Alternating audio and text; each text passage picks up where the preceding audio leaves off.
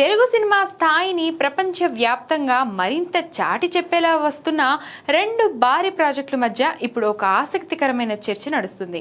Rebel star Prabhas నటించిన కల్కి 2898 AD ఇప్పటికే బాక్స్ ఆఫీస్ వద్ద ప్రభంజనం సృష్టించగా ప్రస్తుతం సీక్వెల్ షూటింగ్ జరుగుతుంది. ఇక రాజమౌళి దర్శకత్వంలో మహేష్ బాబు నటిస్తున్న వారణాసిపై భారీ అంచనాలు నెలకొన్నాయి.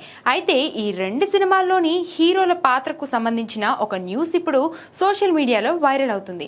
నాగా అశ్విన్ దర్శకత్వంలో వచ్చిన కల్కిలో ప్రభాస్ భైరవ అనే బౌంటీ హంటర్ పాత్రలో కనిపించారు. మోడర్న్ టెక్నాలజీ మరియు పురాణాలను మేళవించి చూపించిన ఈ పాత్ర ప్రేక్షకులకు సరికొత్త అనుభూతిని ఇచ్చింది.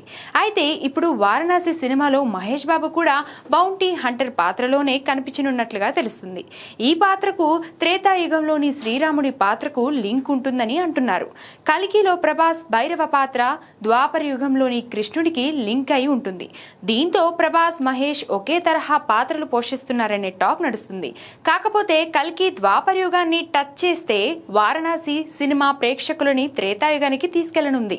ఈ సినిమా కథ నేపథ్యం మాత్రం వేరే అయినప్పటికీ ఇద్దరు హీరోలు మాత్రం బౌంటీ హంటర్లే అనేది ఇప్పుడు హాట్ టాపిక్ గా మారింది. అలాగే వారి మూలాలు పురాణ పురుషులతో ముడిపడి ఉండడం విశేషం. అన్నట్లు వారణాసిలో మహేష్ బాబు శ్రీరాముడిగా కనిపించనున్న సంగతి తెలిసిందే.